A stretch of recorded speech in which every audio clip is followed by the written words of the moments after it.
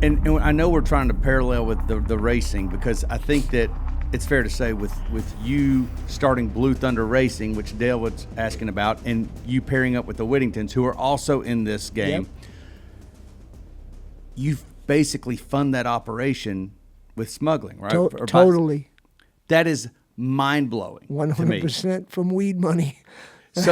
So I guess that's one of the reasons why you're okay to miss a race to handle a load, because that is your financial source to do the racing to begin with, right? About $50 million worth of weed coming in. Right, on one boat. On one boat. How much of how much of that $50 million is technically yours in the end? About 15.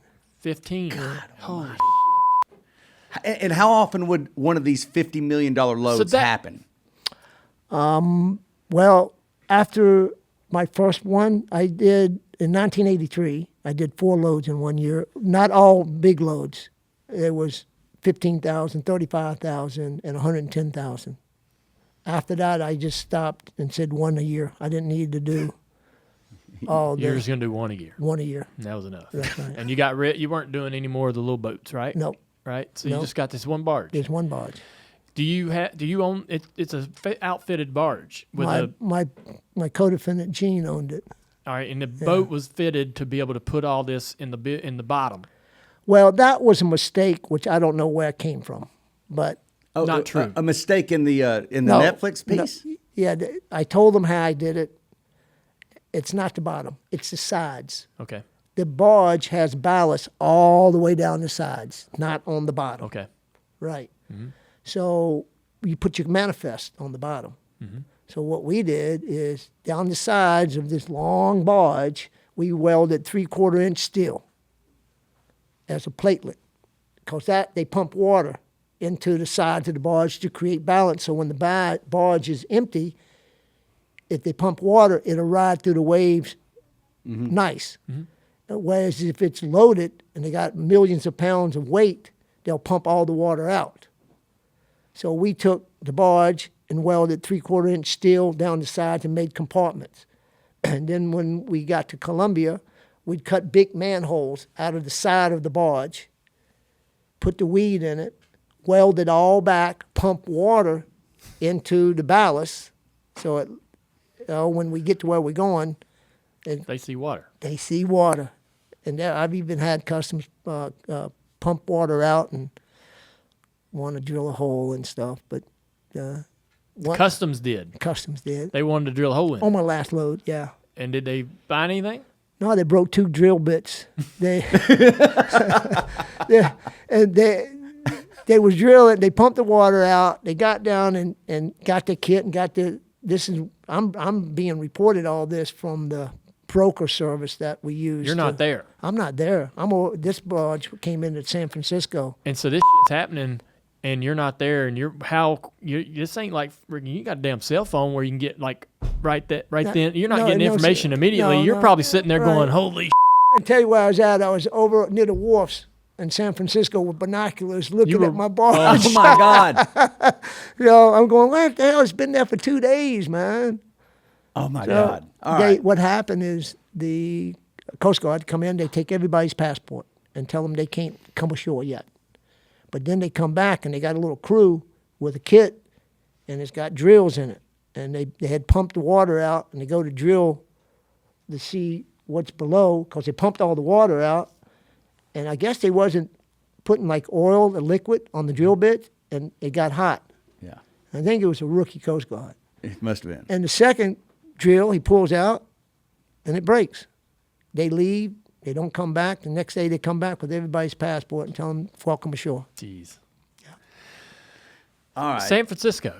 So the boat, that was the boat that you diverted through the Panama Canal. Am I right? That one was the boat through the canal. Okay. Because you had that boat going to Louisiana. Yep. And you got suspicion that... Well, someone told me that they were watching, they was waiting. On that barge. They're following me. They know my load is coming in. And so how are they not going to go, wait, this boat is turning and now going this way. That's the boat. Why aren't they? They didn't have Homeland Security. So Oh.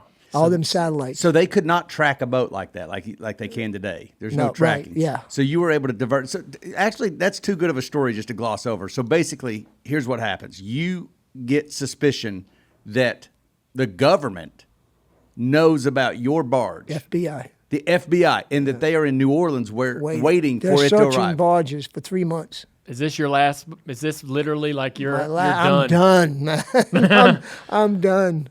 Son of a gun. Yeah. All right. And so how Is it how do hard you to get- is it hard to get it through the Panama Canal? No, it No? went right on through. Right through there. Yeah. There's no checkpoints or anything there, right? Yeah, it's just Go going through the Yeah. channel locks. Right. how long does it take to divert something from New 6 New months. Orleans to? Took 6 months. And what does that do in terms of a wrinkle in the operation? It had me paranoid as can be For 6 months. for 6 months, and I'm being followed by the FBI, the DEA.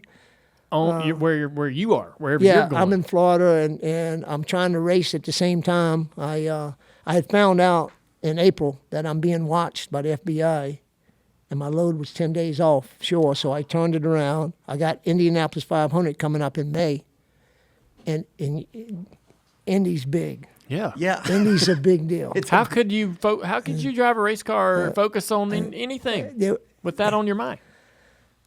Well, one thing about it, as you know, when you strap in a car, But even you know, I would have but been like so I'd have been a basket case. look, I'm good. I'm good in the car once I'm driving racing. My energy's being focused Yeah. on what You have I'm no doing. choice, yeah. But then when a yellow comes, I start talk thinking Thinking about the load going to talk San about it- Francisco. I talk about it in the book. All right. When the load comes in, like somebody crashes, and then you got, yellow laps where, Got a little time to think. yeah, you can scrub your tires off and get ready, but your brain just You're send- thinking about your brain about sends your you operation. messages, and you can't be having that in a race car. No, yeah. No, So you because- were dealing with that. I was dealing with Yeah. that, and Did you like that conversation with Randy Lanier? Well, the entire podcast is amazing. You need to listen to it. The Dale Jr. Download, available on all major podcast platforms.